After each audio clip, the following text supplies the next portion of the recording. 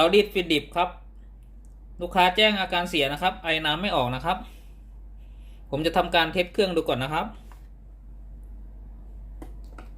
เปิดสวิตช์นะครับผม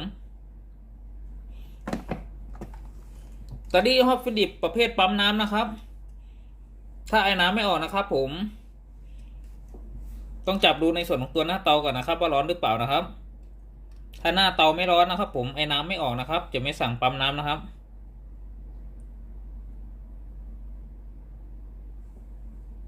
ตัวนี้หน้าเตาร้อนนะครับผมเดี๋ยวรอไฟแสดงสถานะการใช้งานตรงนี้ครับหยุดกระพริบก่อนนะครับผมเครื่องพร้อมใช้งานเนี่ยนะครับผมจะกดในส่วนของปุ่มจ่ายไอ้น้ำนะครับ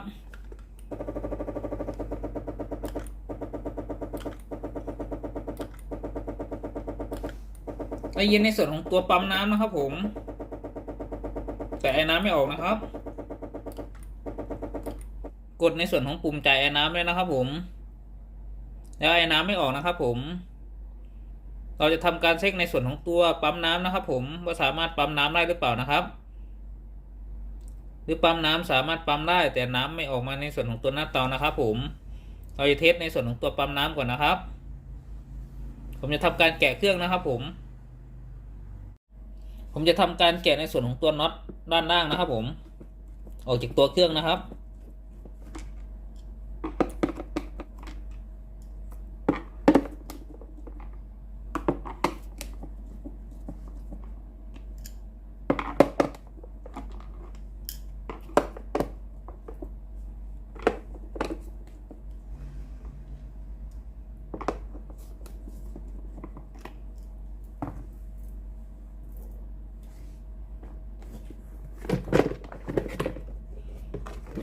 ทำการถอดสายนะครับผม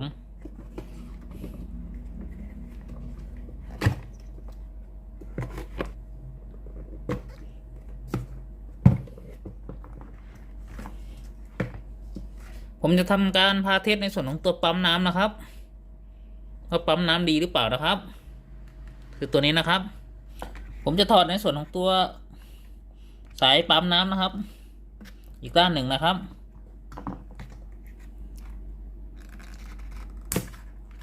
ตรงนี้นะครับสายในส่วนของตัวสายนี้ต่อแทนนะครับ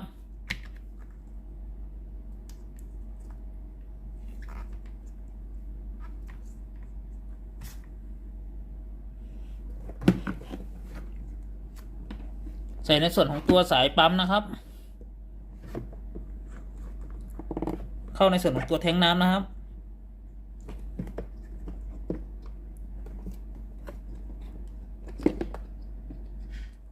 ผมจะเติมน้ำลงในแทงน้ำนะครับเพื่อใช้สำหรับรองเครื่องนะครับผมจะทำการรองเครื่องนะครับตัวนี้คือสายที่เราต่อมาจากตัวปั๊มน้ำนะครับผมทางด้านเอาท์พุตนะครับทำการเปิดเครื่องนะครับผมจะกดคำสั่งของ B key นะครับผมใช้ในการล้างเครื่องนะครับ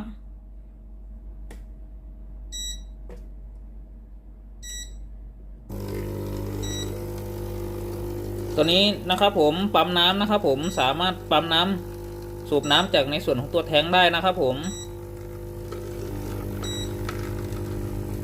จะลองใช้มือปิดดูนะครับปิดไม่อยู่เลยนะครับผมในส่วนของตัวปั๊มน้ำนะครับถ้าใช้มือปิดอย่างนี้นะครับผมและปิดไม่อยู่นะครับผม100%นะครับผม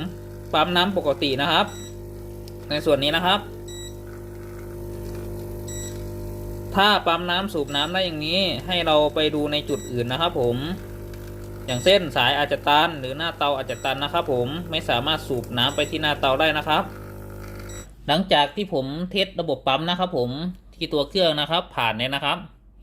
ผมจะทำการแกะในส่วนของตัวซุดหน้าเตานะครับสายท่อน้ำตันหรือเปล่านะครับหรือในส่วนของตัวซุดหน้าเตาตันนะครับผมทำการแกะในส่วนของตัวซุดหน้าเตานะครับมีน็อตนะครับ1ตัวนะครับ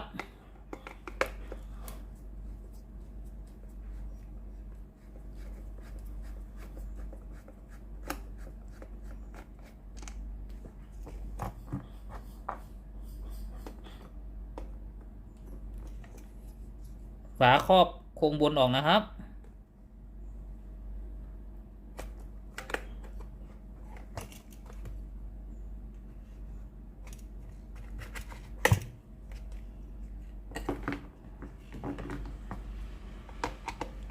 น็อตด้านหน้า1 ตัวนะครับ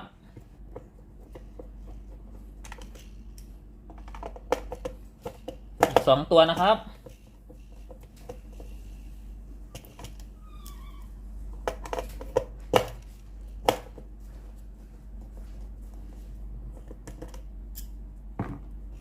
ตรงนี้นะครับผมมีน็อตซ่อนอยู่นะครับอีก2 ตัวนะครับเอาพลาสติกออกนะครับ2 ตัวนะครับสายขวานะครับ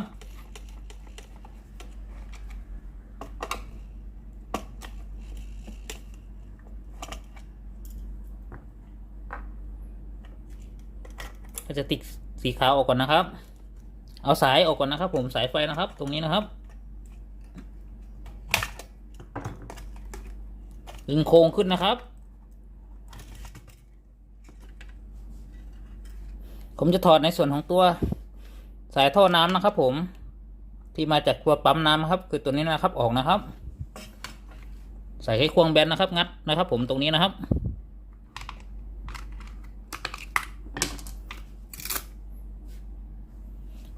ผมจะทำการถอดน็อตนะครับผมที่หน้าเตานะครับ1 ตัวนะครับ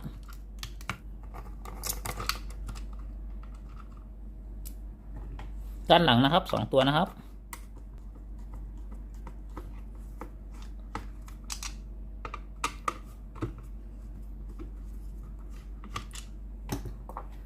พลาสติกสีดำออกก่อนนะครับ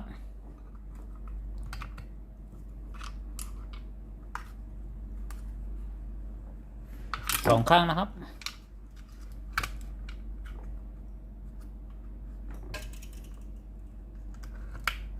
สายไฟออกก่อนนะครับที่มาเลี้ยงในส่วนของตัวฮีตเตอร์นะครับสายสีแดงนะครับ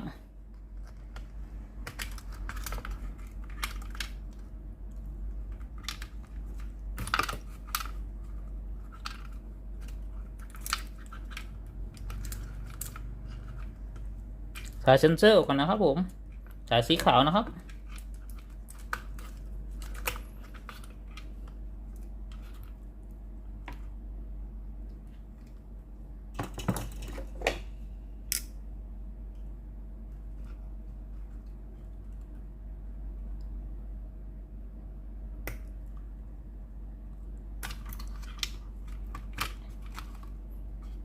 เซนเซอร์นะครับผมอีกเส้นนะครับ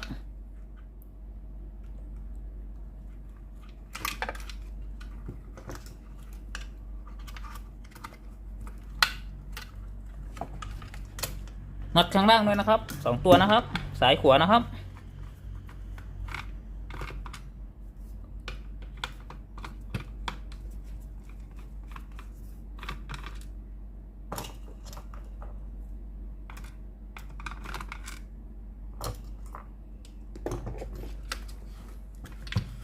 ในส่วนของตัวโค้งขึ้นนะครับผม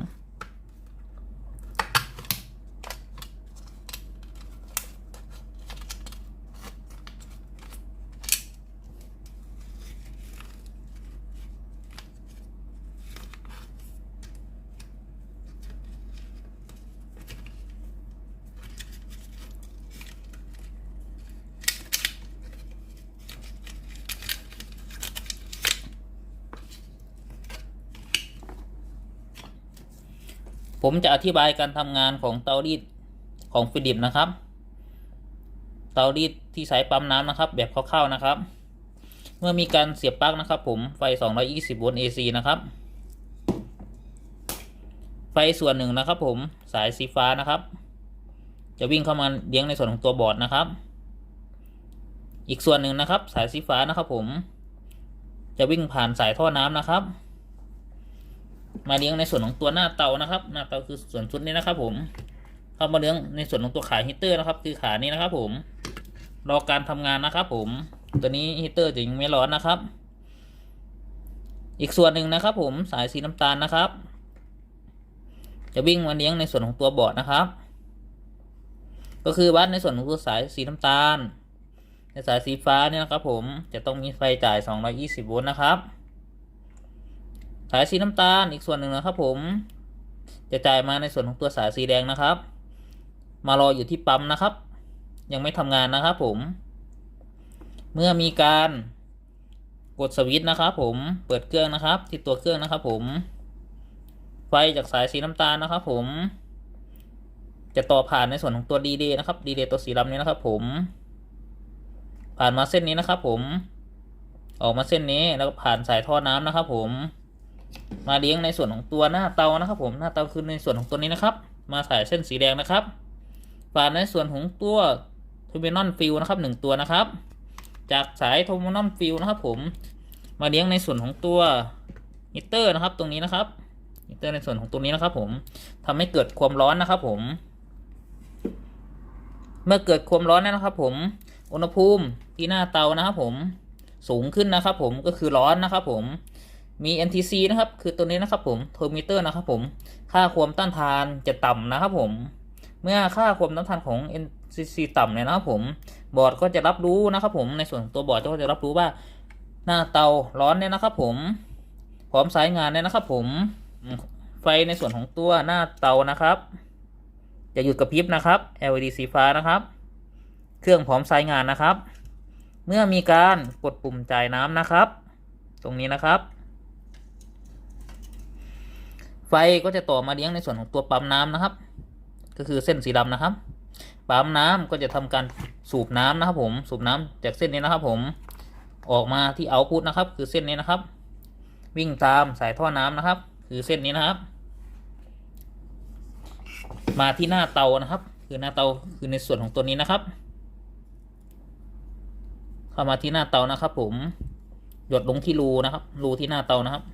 ตรงนี้ครับผมเมื่อน้ำหยดมาในส่วนของตัวหน้าเตานะครับเจอกับความร้อนนะครับเกิดเป็นไอน้ำนะครับแล้วออกมาในส่วนของตัวนี้นะครับหลักการทำงานของเตารีดคร่าวๆมีแค่นี้นะครับที่ผมเทสนะครับผมก็คือในส่วนของตัวปั๊มน้ำคือตัวนี้นะครับสามารถปั๊มน้ำจากแทงน้ำนะครับออกมาตรงนี้ได้นะครับออกมาแดงด้วยนะครับผมวิเคราะห์ได้ว่าปั๊มน้ำปกติผมจะทำการเป่าสายนะครับสายพลาสติกนะครับผมว่าสายตันหรือเปล่านะครับผมจะเป่าฝั่งนี้นะครับถ้าผมเป่าฝั่งนี้นะครับผมลมมันต้องออกฝั่งนี้นะครับถ้าลมไม่ออกก็สายตันนะครับเดี๋ยวผมลองเป่าดูนะครับตัวนี้ผมเป่าแล้วนะครับแต่ลมไม่ออกเลยนะครับตันแน่นอน100%ครับตัวนี้มีอะไรเสีย1ชิ้นนะครับคือสายท่อน้ำตันนะครับก่อนที่ผมจะเปลี่ยนในส่วนของตัวสายท่อน้ำนะครับเดี๋ยวผมลองเป่าในส่วนของตัวฮีตเตอร์ดูก่อนนะครับว่าตันหรือเปล่าครับเดี๋ยวงานเข้าครับผมจะสายในส่วนของตัวท่อตัวนี้นะครับผมเป่าในส่วนตัวหน้าเตานะครับเสียบเข้าไปเลยนะครับ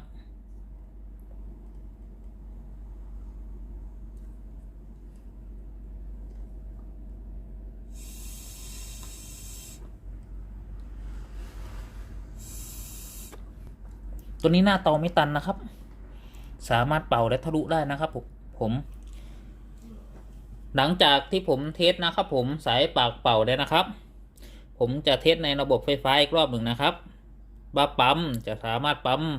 มาในส่วนของตัวหน้าเตาได้หรือเปล่านะครับตรงสายท่อน้ำนี้นะครับผมจะทำการ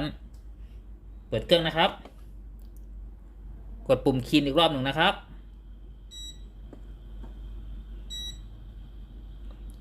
ถ้าปั๊มนะครับผมสามารถปั๊มน้ำผ่านในส่วนของตัวสายท่อน้ำที่มันตันได้นะครับน้ำค่อยออกในส่วนของจุดนี้นะครับปั๊มเริ่มทำงานแล้วนะครับ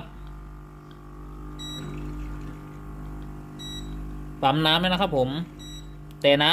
ำไม่สามารถผ่านในส่วนของตัวสายท่อน้ำได้เลยนะครับสายท่อน้ำตัน100%นะครับในส่วนนี้นะครับผมไม่มีน้ำออกมาเลยนะครับทำการปิดเครื่องก่อนนะครับผมจะพาเปลี่ยนในส่วนของตัวสายท่อน้ำนะครับ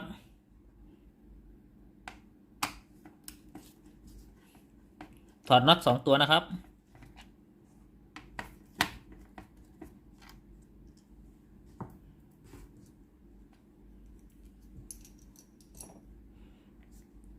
ถอดซ็อกเก็ตสายนะครับ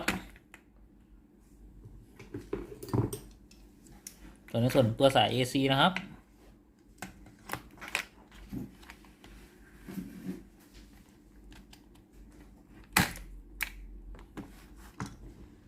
ถอดในส่วนของตัวสายกาวนะครับ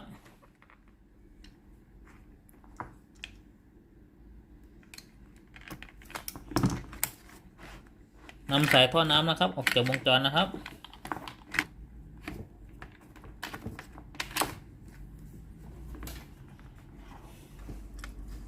จะทำการถอดสายท่อน้ำนะครับตัวเก่านะครับที่ต่อมายังหน้าเตานะครับถอดออกจากวงจรนะครับผมถอดน็อตออก3ตัวนะครับ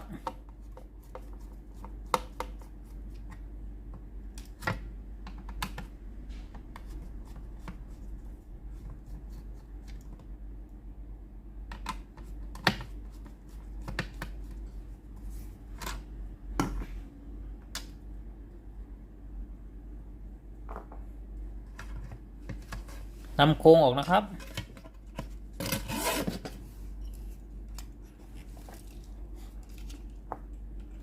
น็อตที่ล็อกสายด้วยนะครับ2ตัวนะครับ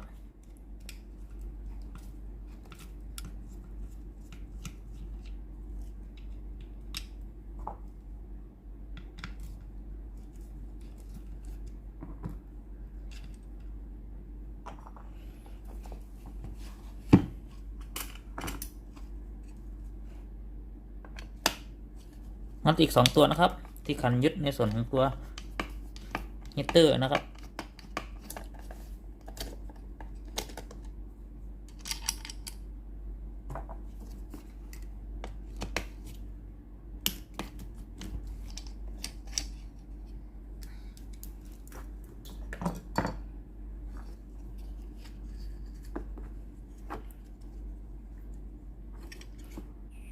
ถอดในส่วนของตัวสายกาวนะครับ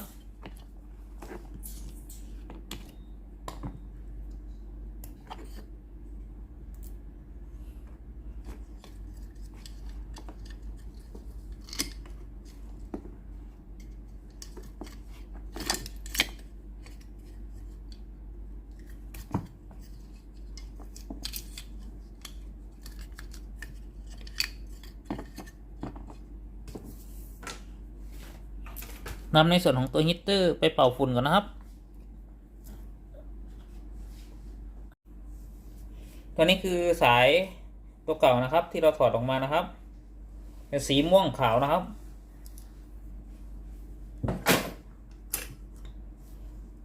สายตัวใหม่นะครับที่เราจะเปลี่ยนนะครับผมเป็นสีน้ำเงินขาวนะครับสายตัวสีม่วงขาวนะครับอะไรเลิกผลิตนะครับต้องสายพาร์ทแทนนะครับคือต่างกันแค่สีนะครับอย่างอื่นเหมือนกันหมดนะครับผมจะนำในส่วนของตัวสายตัวใหม่นะครับ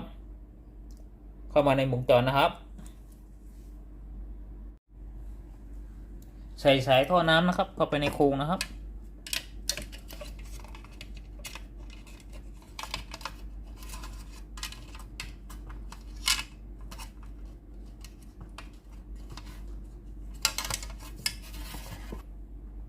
จากนั้นทำการยึดน็อตนะครับ3ตัวนะครับ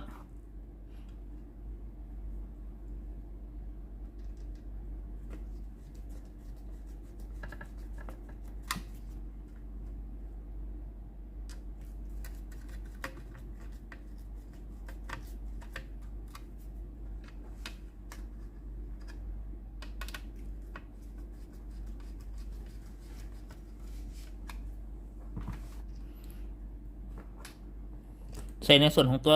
สายกาวนะครับ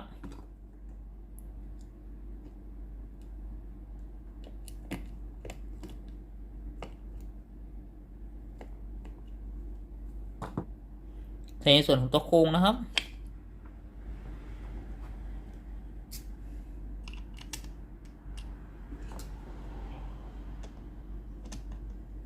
กันน็อต2ตัวนะครับสายขวานะครับ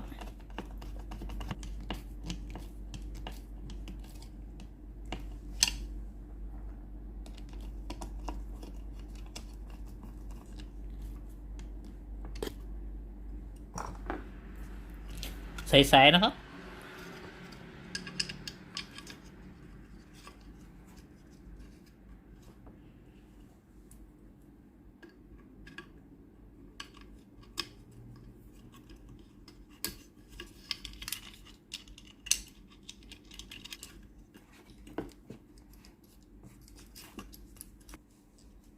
ยึดในส่วนของตัวสายนะครับ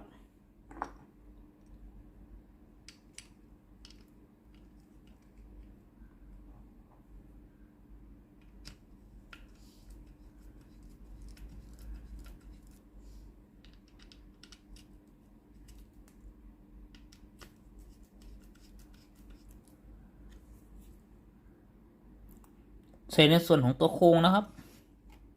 ด้านบนนะครับสอดสายขึ้นข้างบนนะครับ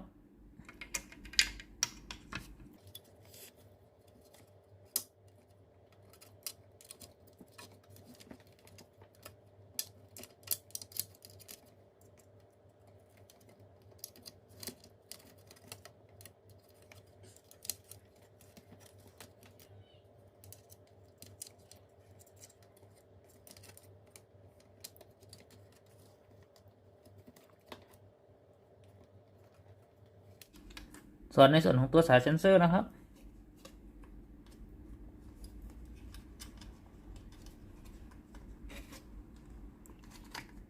สายไฟด้วยนะครับสาย AC นะครับที่โมเดลฮีเตอร์นะครับ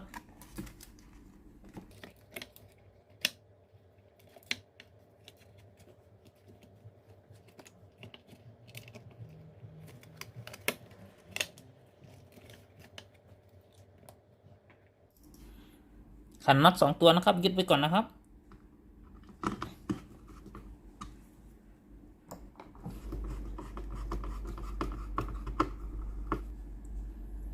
ยึดน็อตหน้าต่อ1ตัวนะครับ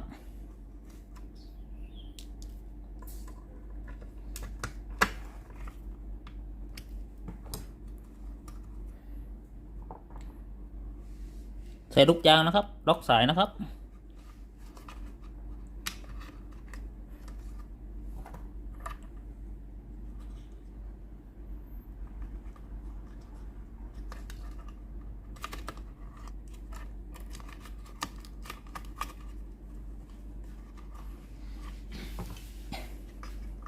ทำการจัดสายนะครับให้เรียบร้อยนะครับ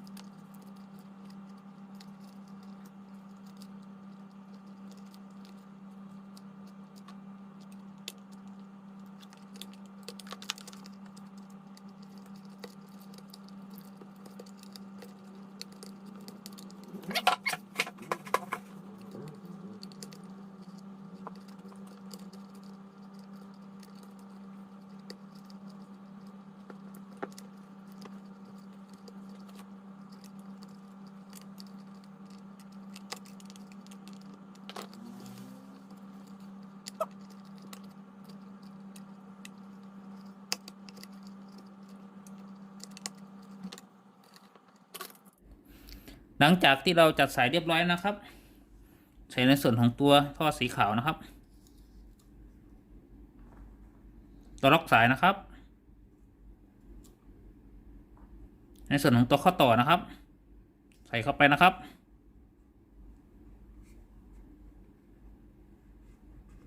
ใส่ในส่วนของตัวล็อกสายนะครับ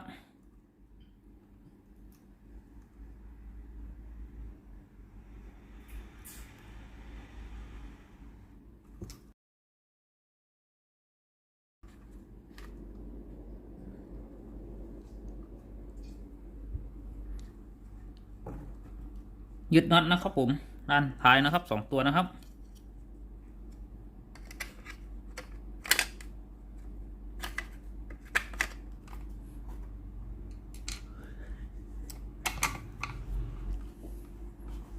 เป็นอันจัดในส่วนของตัวสายเรียบร้อยนะครับ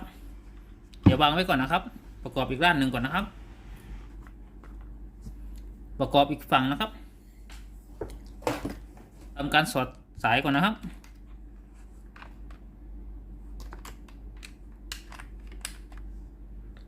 ทำการยึดสายนะครับน็อต2 ตัวนะครับ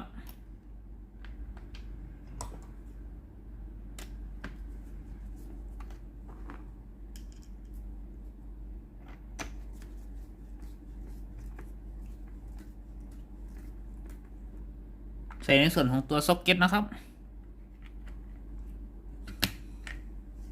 สายกาวนะครับสายไฟที่มาเรียงนะครับ2 เส้นนะครับ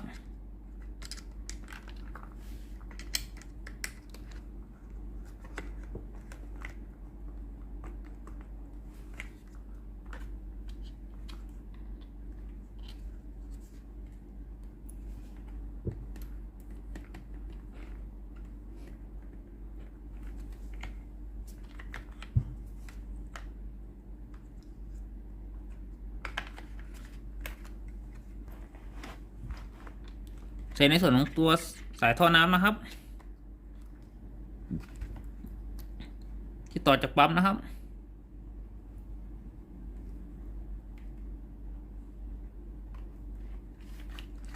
จัดสายให้เรียบร้อยนะครับประกอบในส่วนของตัวแทงน้ำนะครับ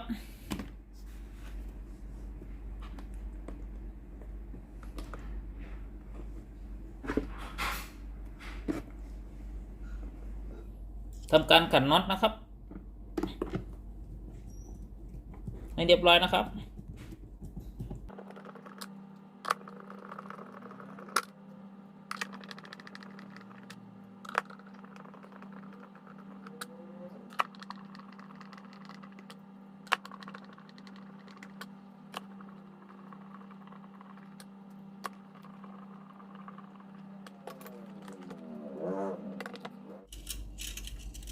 ใส่ในส่วนของตัวโค้งสวิตช์นะครับหลังจากที่ผมนะครับเปลี่ยนสายเข้าไปในวงจรเนี่ยนะครับผมจะพาทำการเทสอีกรอบหนึ่งนะครับว่าน้ำนะครับผมในส่วนของตัวปั๊มน้ำนะครับสามารถสูบน้ำมาที่หน้าเตาได้หรือเปล่านะครับเพราะว่าตัวนี้เป็นสายใหม่นะครับน้ำจะต้องออกในส่วนของตัวนี้นะครับผมจะทำการเปิดเครื่องนะครับผมจะกดในส่วนของคำสั่งของ D Key นะครับ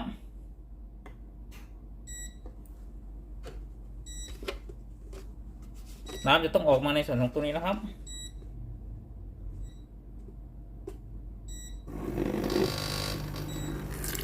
ปั๊มน้ำทำการปั๊มน้ำนะครับสังเกตนะครับผมปั๊มน้ำสามารถปั๊มน้ำมาที่หน้าเตาได้นะครับถ้าในส่วนของตัวสายท่อยางดีนะครับผมตามภาพไปนะครับผมน้ำจะต้องสีแดงถึงขนาดนี้นะครับผมแสดงว่าปกตินะครับในส่วนของตัวปั๊มน้ำและสายท่อน้ำนะครับผมจะทำการปิดเครื่องก่อนนะครับหลังจากที่ผมเทสระบบน้ำเรียบร้อยแล้วนะครับน้ำสามารถไหลออกในส่วนของตัวหน้าเตาแรงมากเลยนะครับตรงข้อต่อวาล์วนะครับผมจะทำการประกอบเครื่องนะครับใส่ในส่วนของตัวข้อต่อนะครับเข้าที่หน้าเตานะครับ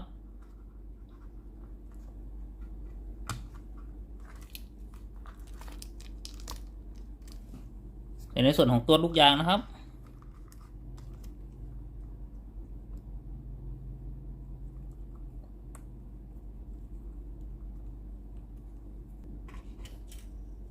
ใส่ในส่วนของตัวโครงนะครับ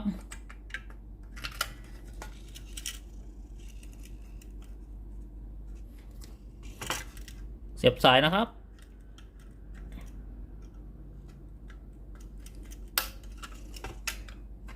ในส่วนของตัวลูกยางนะครับ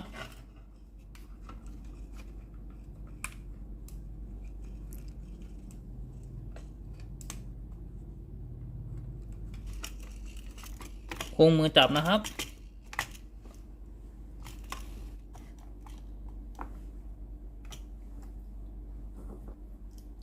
ทำการยึดน็อตนะครับด้านหน้า1 ตัวนะครับ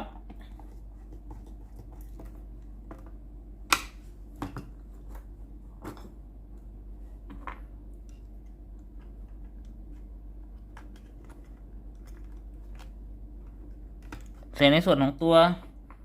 แท่นบางหลอด LED แสดงสถานะนะครับขันน็อต2 ตัวนะครับ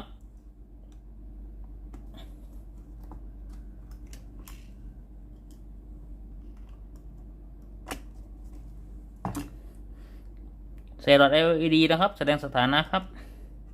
เข้าวงจรให้เรียบร้อยครับ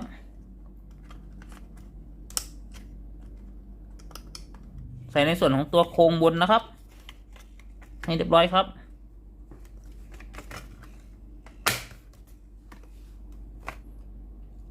ขันน็อตนะครับที่โครงนะครับ1 ตัวนะครับ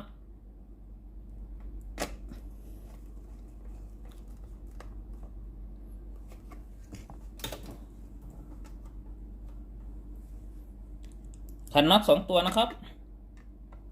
สายขวานะครับ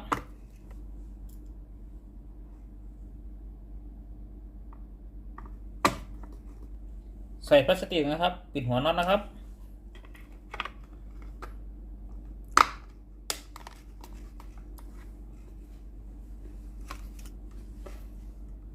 ตรวจสอบในส่วนของตัวงานก่อนนะครับโอเคครับผมเป็นอันประกอบเสร็จเรียบร้อยครับผมจะทำการเปิดเครื่องเพื่อลองอีกรอบหนึ่งนะครับเปิดสวิตช์นะครับรอสักพักนะครับไฟแสดงสถานะหยุดกระพริบก่อนนะครับ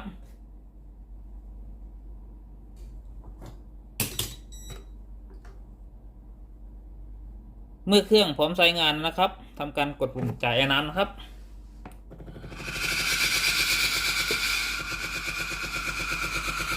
ตอนนี้ไอ้น้ำออกนะครับ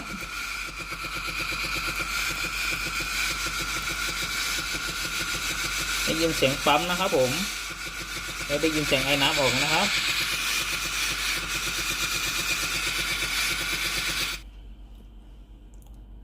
สรุปอาการเสียของเตารีดยี่ห้อฟิลิปนะครับอาการไอ้น้ำไม่ออกนะครับตัวหน้าเตาร้อนปกตินะครับได้ยินเสียงปั๊มน้ำทำงานนะครับมีอะไรเสีย1 ชิ้นนะครับ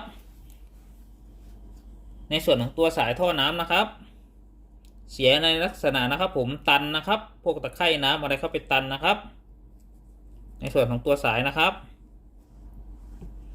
ขอบคุณครับผมที่รับชมคลิปวิดีโอครับขอบคุณครับผมฝากกดไลค์กดติดตามกดแชร์ให้ด้วยนะครับขอบคุณมากๆครับสวัสดีครับผมเจอกันใหม่คลิปหน้าครับ